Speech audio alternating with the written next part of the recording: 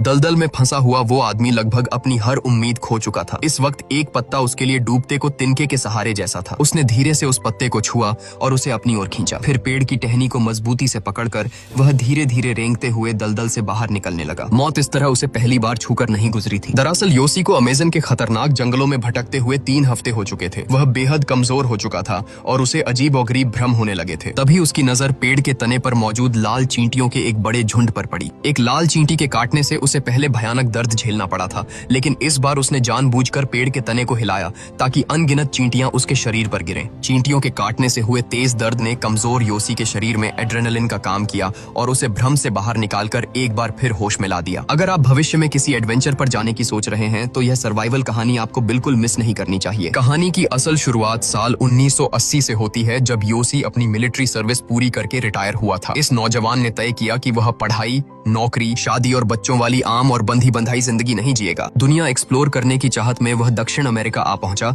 जहां उसके जैसे और भी कई युवा अपने सपनों की तलाश में आए हुए थे। एक दिन नाव के सफर के दौरान योसी की मुलाकात मार्कस नाम के एक युवा बैकपैकर से हुई, जो पेशे से एक टीचर था और छुट्टियों में घूमने निकला था। आगे चलकर उनकी मुलाकात केविन नाम के एक फोटोग्राफर से हुई, जिसके साथ मार्कस ने पहले कभी पहाड़ों की चढ़ाई की थी। केविन बैकपैकर्स के बीच किसी लेजेंड से कम नहीं था। उसने पूरे दक्षिण अमेरिका का पैदल सफर किया था और कई बेहतरीन तस्वीरें खींची थीं। एक जैसी सोच वाले इन तीनों दोस्तों के पास आपस में साझा करने के लिए बहुत सी बातें थीं। एक दिन सड़क पर टहलते हुए योसी की मुलाकात कार्ल नाम के एक रहस्यमयी जंगल गाइड से हुई। कार्ल ने उसे अमेज़न के जंगलों के गहरे रहस्यों, वहां छिपी टोरोमोना नाम की अनजान आदिवासी जनजाति और नदियों में मिलने वाले सोने की कहानियां सुनाई। ये सब सुनकर योसी बहुत रोमांचित हुआ और उसने तुरंत अपने दोस्तों को इसके बारे में बताया। अगले ही दिन तीनों कार्ल से मिले। कार्ल ने केविन को लालच दिया कि अगर वह इन अनजान जगहों की बेहतरीन तस्वीरें खींच ले तो उसे सीधे नेशनल जियोग्राफिक मैगजीन में नौकरी मिल सकती है। कार्ल की बातों में इतना जादू था कि तीनों लड़कों ने तुरंत इस रोमांचक सफर पर जाने का फैसला कर लिया। उन्होंने साथ मिलकर सफर के लिए राशन और जरूरी सामान खरीदा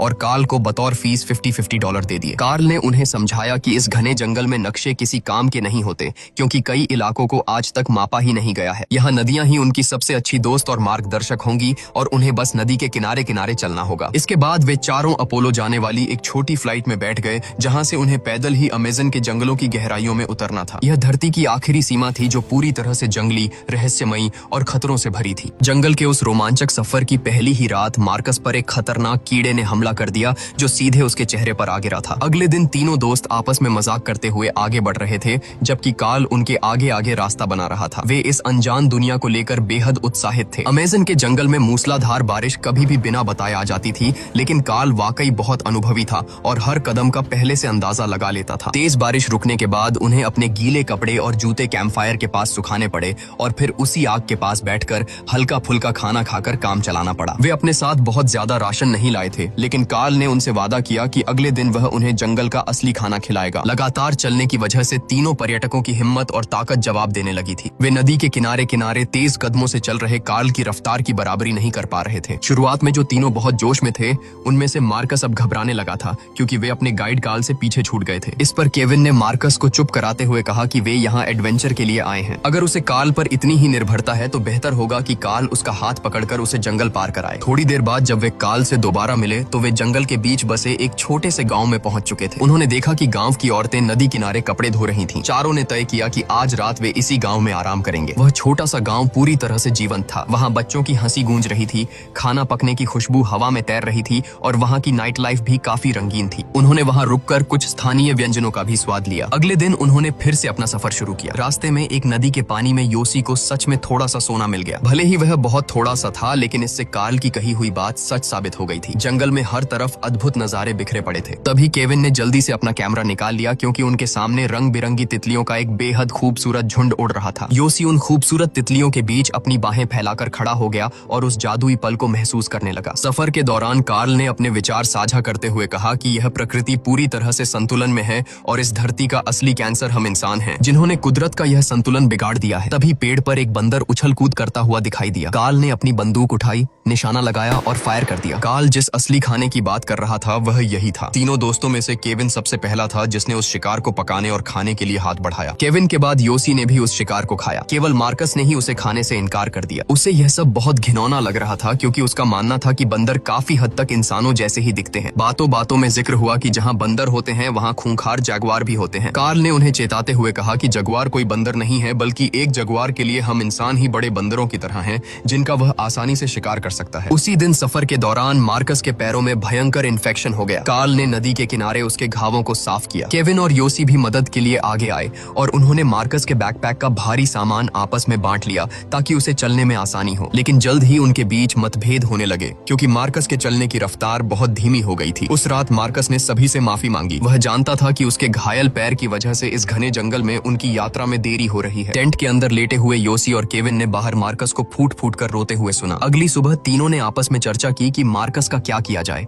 क्योंकि उसके पैरों की हालत ऐसी नहीं थी कि वह अगले 4 दिनों तक पैदल चल सके। कार्ल ने 2 विकल्प दिए, या तो वे सब यहीं रुककर उसके ठीक होने का इंतजार करें या फिर उस गांव में वापस लौट जाएं जहां से वे 2 दिन पहले गुजरे थे। लेकिन योसी और केविन अपना यह एडवेंचर बीच में नहीं छोड़ना चाहते थे। उनका कहना था कि वे जरूरत पड़ने पर मार्कस को अपनी पीठ पर लाद कर ले जाएंगे। तभी केविन को एक बेहतरीन तरकीब सूझी कि क्यों न लकड़ियों का एक बेड़ा बनाया जाए और नदी के बहाव के साथ नीचे की ओर चला जाए। इस तरह वे बहुत जल्दी अगले कस्बे तक पहुंच सकते थे। कार्ल ने नदी के रास्ते जाने की सलाह बिल्कुल नहीं दी, लेकिन 3 के मुकाबले 1 वोट से केविन का सुझाव पास हो गया। कार्ल के पास और कोई चारा नहीं था, इसलिए सबने मिलकर पेड़ काटना और बेड़ा बनाना शुरू कर दिया। काम करते समय एक छोटी सी चींटी के काटने पर योसी दर्द से जोर जोर से चिल्लाने लगा। कार्ल ने उसे बताया कि यह कोई आम चींटी नहीं बल्कि लाल चींटी है। उसने एक पुरानी कहानी सुनाई कि कैसे शुरुआत में यहाँ आए ईसाई मिशनरियों ने उन लोगों को पेड़ों से बांध दिया था जो उनके धर्म को नहीं मानते थे, और फिर उन पर यही लाल चींटियां छोड़ दी थीं। चींटियों के खौफनाक दर्द के बाद उन सभी लोगों ने उनका धर्म अपना लिया था। 4 लोगों की मेहनत रंग लाई और बेड़ा जल्दी ही बनकर तैयार हो गया। चूंकि कार्ल इस इलाके को सबसे बेहतर जानता था, इसलिए उसने शर्त रखी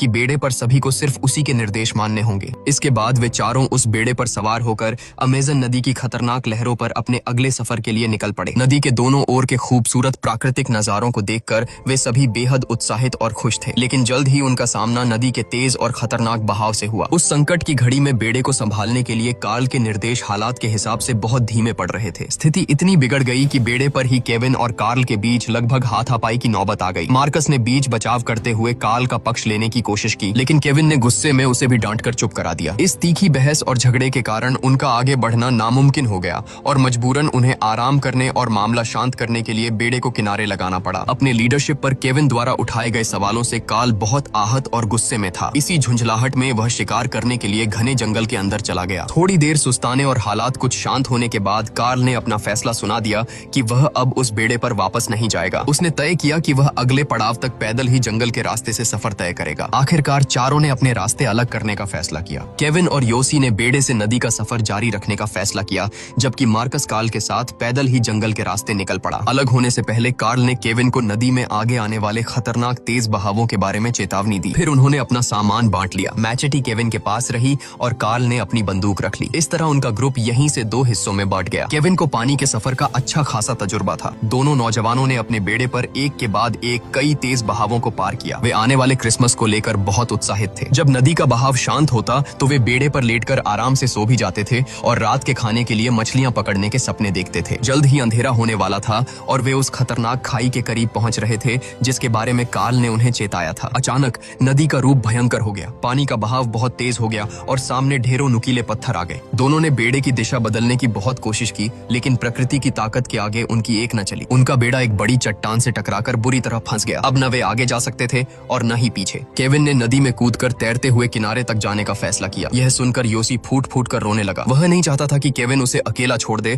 क्योंकि अभी कुछ ही दिन पहले उन्होंने मिलकर मार्कस को भी तो पीछे छोड़ा था। केविन ने उसे समझाया कि वह तैरकर किनारे तक जाएगा और फिर वहां से जंगल की लताओं को फेंककर योसी को बचा लेगा। केविन एक बेहतरीन तैराक था। वह लहरों को चीरता हुआ किनारे के पत्थरों तक पहुंच गया, लेकिन इसी बीच अपना चाकू उठाने की कोशिश में योसी का संतुलन बिगड़ा और वह नदी के तेज बहाव में जा गिरा। योसी ने अपनी सांस रोकी और खुद को नदी के तेज बहाव के हवाले कर दिया। उसे खुद नहीं पता था कि पानी उसे कितनी दूर बहा ले गया है। उस विशाल नदी में एक के बाद एक कई खतरनाक रैपिड्स को पार करने के बाद जब पानी का बहाव थोड़ा शांत हुआ, तब जाकर वह किसी तरह किनारे पर आ सका। आसमान के बादलों को देखते हुए उसे एहसास हुआ कि वह केविन से बहुत दूर बहकर आ गया है। वह खड़ी चट्टानों पर चढ़ा और किनारे पर आकर जंगल में पागलों की तरह केविन को आवाजें लगाने लगा। नदी के किनारे किनारे चलते और चिल्लाते हुए अचानक योसी की नजर अपने पीले रंग के बैकपैक पर पड़ी जो पानी में बह रहा था। वह भागता हुआ गया, नदी में छलांग लगाई और अपना बैग निकाल लाया। किनारे पर आकर जब उसने अपने सामान की जांच की तो उसे उसमें गोलियों की एक बोतल मिली, जिसे कार्ल ने उन्हें सफर से पहले खरीदने को कहा था। योसी ने तुरंत एक गोली खाई और अचानक उसमें गजब की फुर्ती आ गई। वह किसी सुपर हीरो की तरह तरह ऊर्जा से भर गया और खुशी से झूमते हुए जंगल में दौड़ने लगा। पहाड़ी पर चढ़कर केविन को पागलों की तरह आवाजें लगाने के बाद अब योसी को यह पूरी तरह साफ हो चुका था कि वे दोनों एक दूसरे से बिछड़ चुके हैं। 3 दोस्तों का वो शानदार एडवेंचर अब एक अकेले इंसान के जिंदा बचने की खौफनाक जंग बन चुका था। योसी को अब हर हाल में अपने खाने का इंतजाम करना था। खाने की तलाश में जब वह एक पेड़ पर चढ़ा तो उसका सामना एक सांप से हो गया। डर के मारे योसी जमीन पर गिर पड़ा, लेकिन जिंदा रहने की जिद ने उसे हिम्मत दी। वह दोबारा पेड़ पर चढ़ा। उसने सांप को पेड़ के छेद से बाहर खींचा और जमीन पर पटक दिया। फिर उसने जमीन से एक बड़ा सा पत्थर उठाया और उस पर हमला कर दिया। उसके इस खौफनाक रूप ने जंगल के बाकी जानवरों को यह साफ संदेश दे दिया था कि इस आदमी से पंगा लेना अब आसान नहीं है। योसी के पास एक नक्शा और थोड़ा बहुत सामान बचा था। उसने खुद की हौसला अफजाई की कि अगर वह बस बिना रुके चलता रहेगा तो कोई न कोई उसे जरूर बचा लेगा। लेकिन बदकिस्मती ने उसका साथ नहीं छोड़ा। उसके माथे पर एक बड़ा सा फोड़ा निकल आया था और सबसे भयानक बात यह थी कि वह फोड़ा अंदर ही अंदर हिल भी रहा था। जब वे 4 लोग एक साथ थे तब तो ऐसा नहीं हुआ था, लेकिन अकेले पड़ते ही योसी का सामना एक खूंखार जैगुआर से हो गया। गनीमत रही कि योसी के पास अपना सर्वाइवल गियर मौजूद था और उसने लाइटर और स्प्रे से आग की लपटें पैदा करके उस जंगली जानवर को डराकर भगा दिया। एक दिन उसके माथे का दर्द बर्दाश्त के बाहर हो गया। उसने अपना चिमटा निकाला और माथे के उस अजीब फोड़े पर चीरा लगाया। चौंकाने वाली बात यह थी कि उसने उस घाव के अंदर से एक जिंदा और रेंगता हुआ कीड़ा बाहर निकाला। लेकिन बात सिर्फ उस कीड़े की नहीं थी। इस घने जंगल में लाल चींटियां, बड़ी बड़ी मकड़ियां, जहरीले बिच्छू, सांप और हर पल घात लगाए बैठे जगुआर जैसे मांसाहारी जानवर भी मौजूद थे। भूख से बेहाल योसी को एक जगह 2 चिड़ियों के अंडे मिले। उन अंडों में भ्रूण बन चुके थे और उनसे जल्द ही बच्चे निकलने वाले थे, लेकिन जिंदा रहने की मजबूरी में योसी को उन कच्चे अंडों को ही निकलना पड़ा। आगे चलते हुए योसी को एक जगह इंसानी बस्ती के कुछ निशान दिखाई दिए, लेकिन अब वह जगह पूरी तरह वीरान और खाली पड़ी थी। वह जानता था कि उसका सफर अभी बहुत लंबा है, लेकिन उसे उम्मीद थी कि अगर किस्मत ने साथ दिया तो वह इस खौफनाक जंगल से जिंदा बाहर निकल ही जाएगा। लगातार पानी और कीचड़ में चलने की वजह से अब योसी के पैरों में भी मार्कस की तरह ही भयंकर इन्फेक्शन हो गया था। दर्द और लाचारी में वह फूट फूट कर रोने लगा। उसे वो दिन याद आने लगा जब मार्कस के पैरों की भी यही हालत हुई थी। तब उसने कैसे उसे पीछे छोड़ने की स्वार्थी साजिश रची थी। आज इस अकेलेपन में उसे एहसास हो रहा था कि असल में उस पूरी टीम की सबसे कमजोर कड़ी मार्कस नहीं बल्कि वह खुद ही था। एक और सुबह हुई और योसी ने अपना दर्द भूलकर फिर से चलना शुरू किया। चलते चलते अचानक उसे जमीन पर इंसानों के पैरों के निशान दिखाई दिए। उसकी खुशी का ठिकाना नहीं रहा। उसे लगा कि शायद केविन आसपास ही कहीं मौजूद है, लेकिन उसकी यह उम्मीद तब चकनाचूर हो गई जब उसकी नजर जमीन पर पड़े उन अंडों के छिलकों पर गई जो उसने खुद कुछ दिन पहले खाए थे। उसे समझ आ गया कि वह इतने दिनों से जंगल में गोल गोल ही घूम रहा था। अपने पैरों के निशानों को दोबारा देखकर योसी हताशा और पागलपन से चीखने लगा। अचानक उसे वो पल याद आया जब उसने लॉ स्कूल जाने से इनकार करके अपने पिता की बात ठुकरा दी थी, क्योंकि उसे अकेले ही इस दुनिया को एक्सप्लोर करना था। उसने अपनी माँ से वादा किया था कि वह सिर्फ 1 साल के लिए बाहर जा रहा है, लेकिन आज वह अमेज़न के इस खौफनाक जंगल में मौत के मुहाने पर खड़ा था। सफर की शुरुआत में उसके अंदर जो जोश और उत्साह था वह अब पूरी तरह से टूट चुका था। अमेज़न के जंगल में मूसलाधार बारिश कभी भी बिना बताए शुरू हो जाती थी। उसे कार्ल की बात याद आई कि यहाँ नदी ही सबसे अच्छी दोस्त होती है, इसलिए उसने तय किया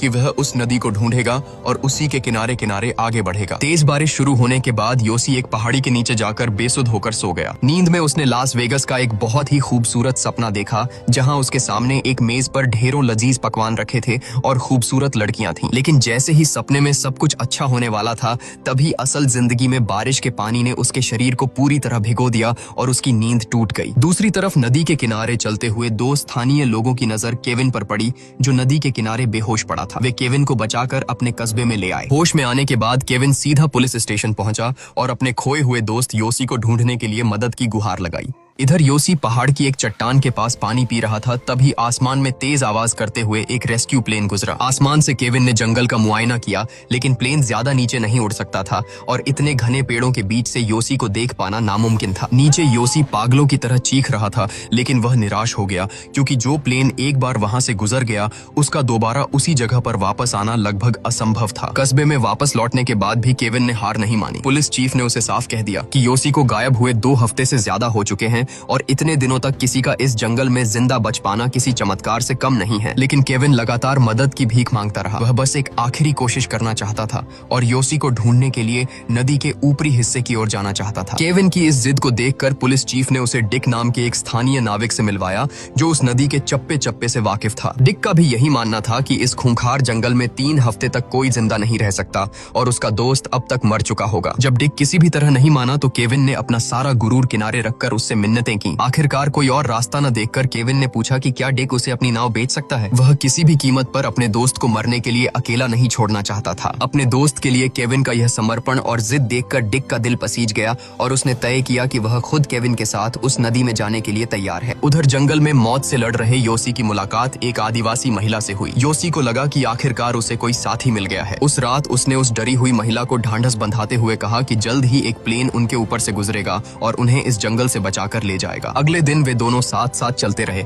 और जब रात हुई तो ठंड से बचने के लिए वे एक दूसरे के गले लगकर सो गए। लेकिन अगली सुबह जब योसी की आंख खुली तो वह महिला वहां से गायब थी। तब जाकर उसे एहसास हुआ कि वह महिला असल में कभी थी ही नहीं, वह महज उसका एक और भ्रम था। वह पूरी तरह से अपना मानसिक संतुलन खोने लगा था। उसे पेड़ के अजीबोगरीब तने ऐसे लग रहे थे जैसे वे किसी मिलिट्री परेड का हिस्सा हों और उसके चेहरे पर एक अजीब सी मुस्कान आ गई थी। इस वक्त योसी यह भी भूल चुका था कि वह एक खतरनाक जंगल में है और इसी बेसुधी में वह अचानक एक दलदल की तरफ बढ़ता चला गया। देखते ही देखते उसका आधा शरीर उसमें धंस गया और फिर आधे से ज्यादा हिस्सा दलदल में समा गया। गनीमत बस यह रही कि उसके बैकपैक ने उसे पूरी तरह अंदर जाने से थोड़ा रोक लिया। इस खौफनाक एहसास ने योसी को झकझोर कर वापस हकीकत में ला दिया। वह बचने के लिए किसी तिनके का सहारा लेने की कोशिश करता, लेकिन वह भी टूट जाता। वह अपने ताबीज तक पहुंचना चाहता था, लेकिन इस वक्त सबसे बेहतर यही था कि वह बिल्कुल भी न हिले। जल्द ही दलदल के बाहर सिर्फ उसका सिर बचा था और योसी एक बार फिर बेसुध होने ही वाला था। अचानक उसकी नजर अपने सिर के ठीक ऊपर लटकते एक पत्ते पर पड़ी। यही पत्ता अब योसी के लिए मौत के मुंह से निकलने का आखिरी रास्ता था। उसने धीरे से उस पत्ते को खींचा